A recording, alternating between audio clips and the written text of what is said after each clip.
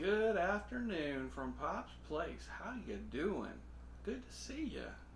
Come on in, sit down a while. We'll have something to eat. Actually, I am very rapidly moving towards that thing that all the people my age kind of face, and that is the empty nest.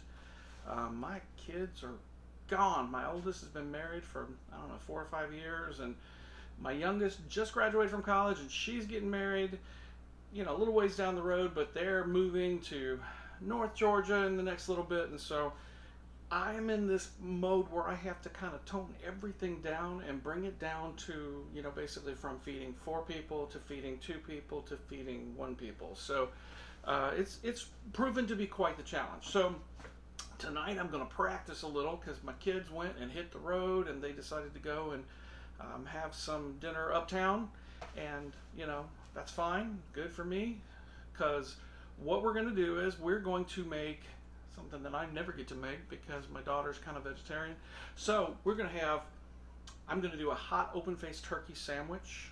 Now, I don't have any leftover turkeys, what I would usually use, so I just use some of that carving board stuff that they have in the meat section. That works out okay. I'll make a nice pan gravy, and then I'm also going to roast some green beans, tomatoes, and mushrooms in olive oil and a little bit of feta cheese, and just kind of toss it in there together. It'll be a delight. And then I'm going to make mashed potato. When you're cooking for one, you can't really, you're cooking for one. I mean, that basically, when you make mashed potatoes, I know people that do this. They make mashed potatoes and they decide, okay, I'm going to make mashed potatoes, and they make a whole bag of potatoes, and it's ridiculously too much mashed potatoes. I mean, if you have that big a family, knock yourself out. But most of the time, you have to look at the potatoes, and you're like, okay, that's like enough for me, maybe this much more. So we're going to do mashed potato, and rather than potatoes, and we're going to get started in just a few minutes, but I thank you for coming back. If you haven't done so already, make sure you click like and subscribe, and be sure that you're up to date on everything that I upload, because I'm uploading like a crazy person these days, and we got some good recipes coming. At the very end, I'm going to do a little surprise, because I make this stuff, oh my gosh, it's so amazing. The other day I made bread pudding, and I always make a rum sauce with it. It's like heaven came down. It's beautiful. It's a beautiful thing. We ain't even going to talk about how good it is. It's that good. And so I always make this entire pan full of rum sauce, and then I jar it and put it in the fridge. So for dessert tonight, I've got vanilla ice cream. I'm going to sprinkle it with raisins and that rum sauce, rum raisin ice cream, as my dessert, because doggone it, I'm good enough, I'm smart enough, and people like me. Anyway, we're going to get started momentarily, and I'll go through some of the ingredients as soon as we get back. Okay, kids, so to start out with, we've got our mashed potato ingredients. So that's basically potatoes. And with that, I'm going to throw you for a loop. We'll show you when we get there. Kind of a family secret that we go by, and it really does make for a great, great mashed potato. I am going to do some fresh green beans, some grape tomatoes, and these beautiful mushrooms. I'm going to wash them, cut them up. We'll have them ready and toss them together in some beautiful, I'm going to say some, I'm going to play with this. We're definitely going to do olive oil, but I'll probably do a little bit of balsamic vinegar, definitely some good salt, pepper, and garlic. They'll be delicious, and we're going to roast those really good. And then right over here, we've got our cutting board turkey right out of the deli section, because I haven't baked a turkey since last year. So, and I know they have those little breasts of turkey. We just don't do it that much. Again, I got a vegetarian in the house, so I got to think about things. But anyway, that's where we're going to go. I've got Texas toast that I'm going to toast up. I'm going to make a pan gravy out of some turkey broth and some delightful other ingredients, and we'll kind of show you as we go. That's probably one of the first things we'll do, but anyway, we'll get right back to you, and we'll start constructing our veggie dish. All right, so I hope we got all this in the shot. First thing I did was, we have cut up the green beans, halved the tomatoes, which I think I got grape tomatoes, and I chopped up these beautiful mushrooms. They were portobellos that I got on sale, so I feel pretty good about that. I probably am going to have to do some finagling here to make sure that you can see what I'm actually doing. So I've got the bowl there. First thing I'm going to do is I'm going to drizzle a good generous portion of olive oil on that. Now I have a baking dish up here. I'll have to empty of some other things. Let's see, we got this. I think that might be enough.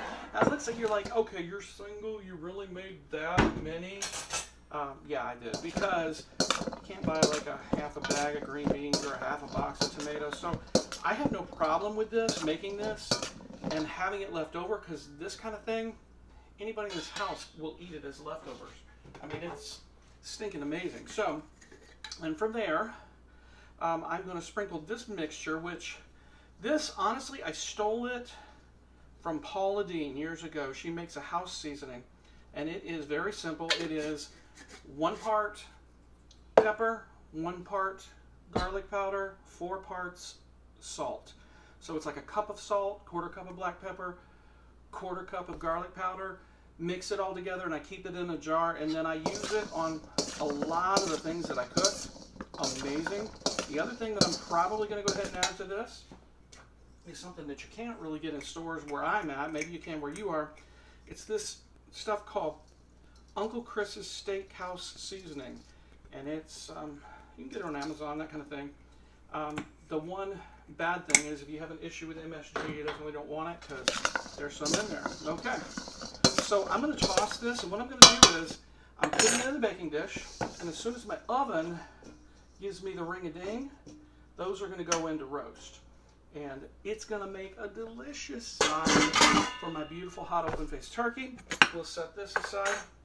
The other thing that I'm going to do, probably pretty quickly, is get my teeny tiny little pot.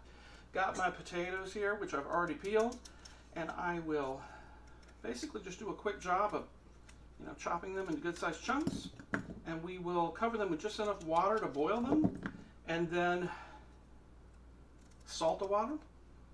Not too much. Enough. Well, okay, I'm pretty generous with my salt in the water. Once we boil them, we'll get them fork tender so that when you put a fork in, they easily break apart. I'll drain those, and then we'll whip up some mashed potatoes. So we'll come back together when it's actually time to do the next part, which will probably be the gravy, as I don't think these are going to boil for a few minutes. So we'll be right back. All right, so first things first, we're going to make a very quick pan gravy, and it's a pretty easy process, to be honest with you. The way I generally do this, I use a couple of tablespoons of flour. I use about 1/4 cup of oil, but we're going small. The other thing that I thought I had turkey broth, and all I have is chicken. So they're still kind of in the same family. We'll work out. It'll be fine. So anyway, I had that. And what we'll do, I've got the pan heating up. We will begin with, I just don't want to make too much of this because there's only just one of me, but I do have mashed potatoes, so it might be good to go ahead and go with it. I'm going to use a 1/4 cup of olive oil. And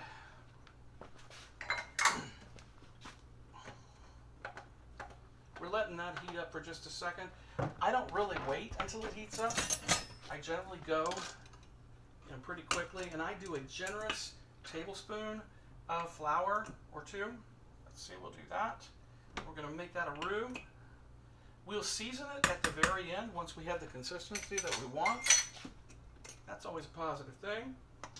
All right. Check that out. Basically, you just want to integrate the flour with the oil, and that's going to begin to sizzle and fry that flour and cook some of that flour taste out of there.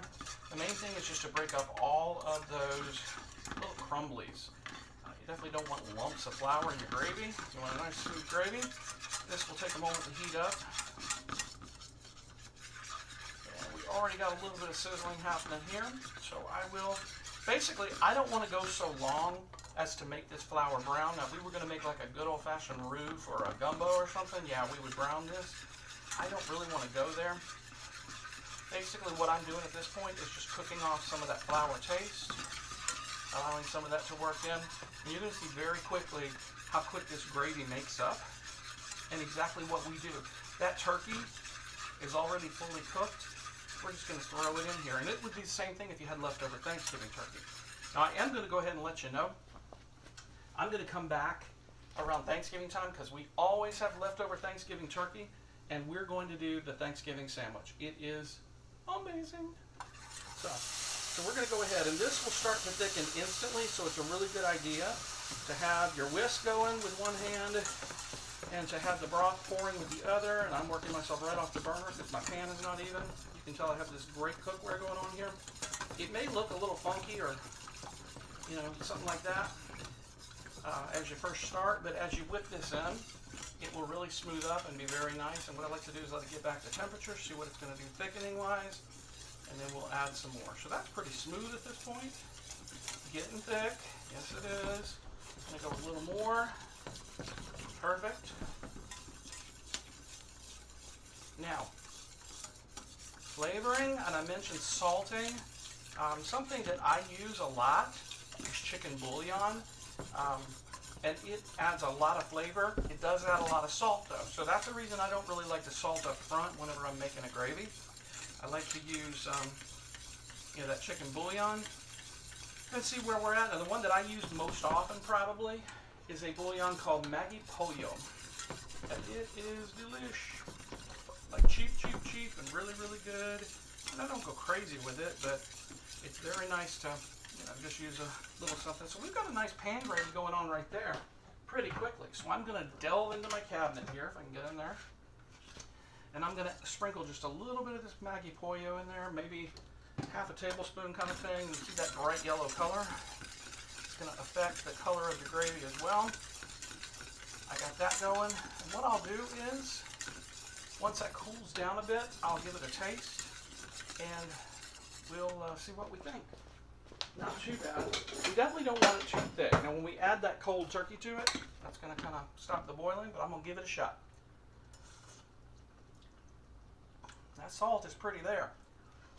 I don't think we even need any more salt. Probably a little more than we should have. I'm going to add some fresh ground black pepper. That is sexy. You know it's sexy. You know it's sexy. Look at that. Little bing, little bang, little boom. And that gravy is hot, and I have turned that burner down to like nothing. But it's still a cooking. A little bit more chicken broth. And there we've got, unfortunately, it's a chicken gravy with a turkey sandwich, but it's still poultry, it doesn't really matter.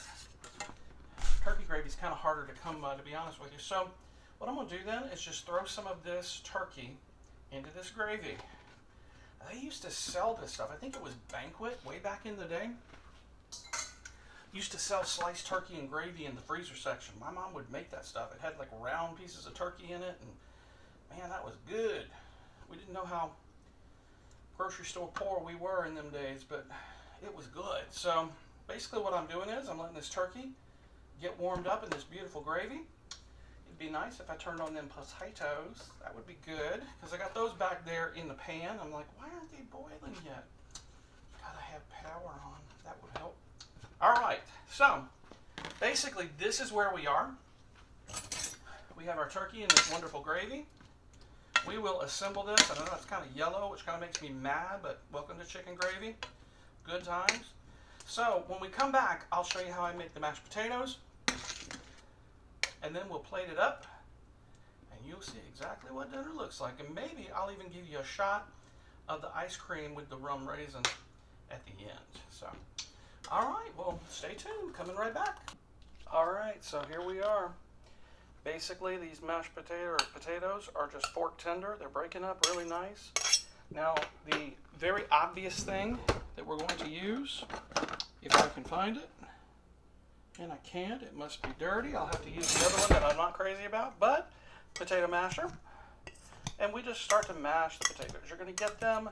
Don't go crazy worrying about lumps, because I promise you, everybody says, oh, we want smooth mashed potatoes. We want no lumps.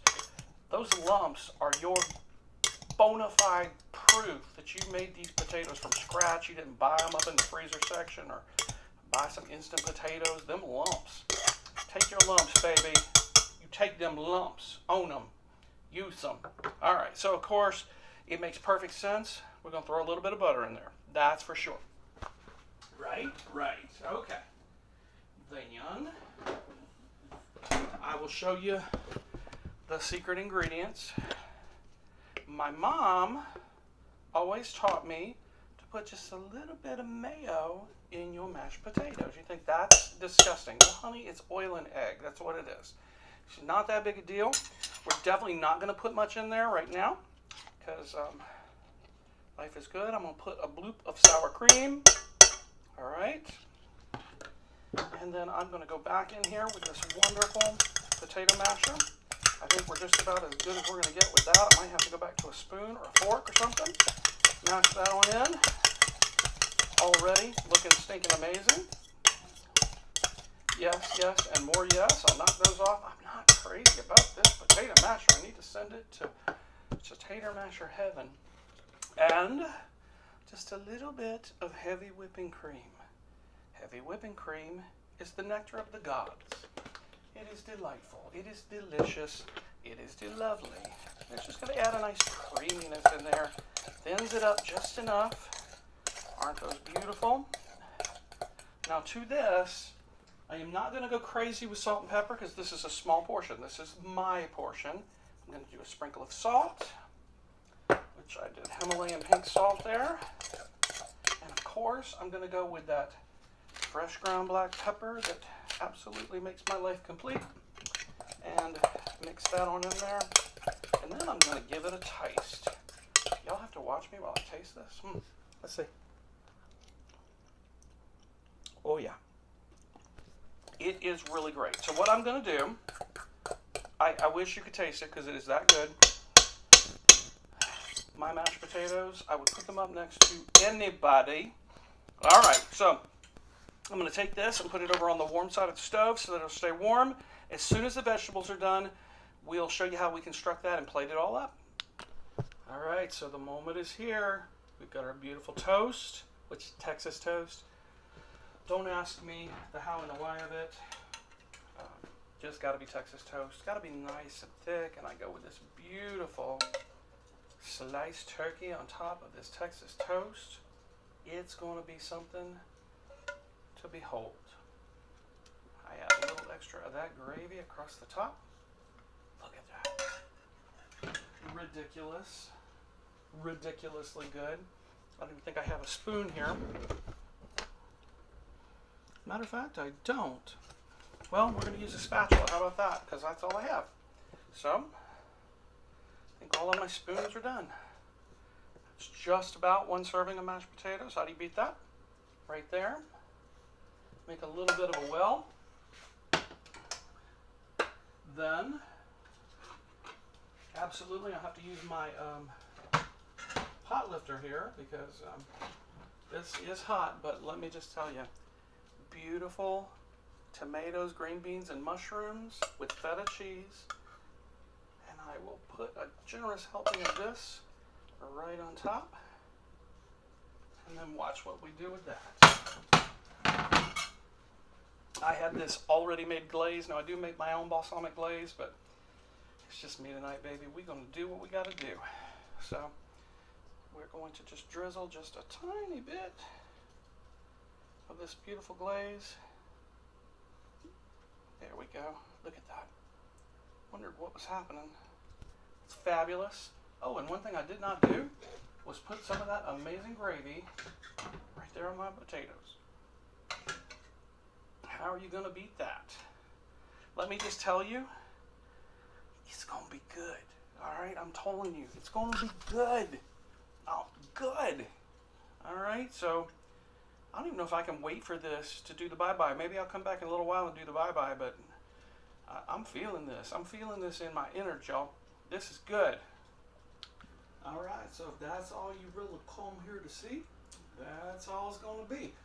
But as I promised, I'm going to come back and do my dessert in a few minutes. Otherwise, this will be the lead out for you guys that do not care about rum raisin ice cream, but me do. Anyhow, thanks for joining us. Thanks for being a part of this little adventure in bachelor cooking. There's probably going to be more and more of that as we go along because I'm about to be an empty nester. Good times. But at any rate, be on the lookout. In the next few weeks, I'm going to be actually releasing an ebook and probably a print-on-demand book with Kindle Direct Printing. So you definitely want to be a part of that. I got some good recipes in there and some fun Yuletide stories for the holidays. It's going to be a good time, so you'll definitely want to be part of it. But anyway, for right now, we will talk to you very soon, and I'll be back in a few with some ice cream. As mentioned, here's dessert. Can I tell you how amazing the food was? I cleaned my plate. Of course, what kind of a fat boy would I be if I didn't?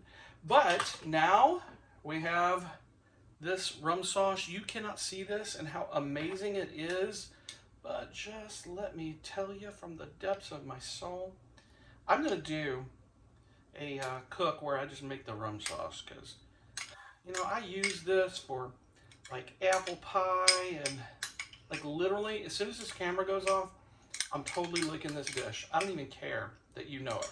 I don't even care, because that's how good this is. It's like stupid good. So, rum raisin ice cream for dessert. It's gonna be delightful. Yoo-hoo. It's a beautiful day in the neighborhood. A beautiful day for a neighbor.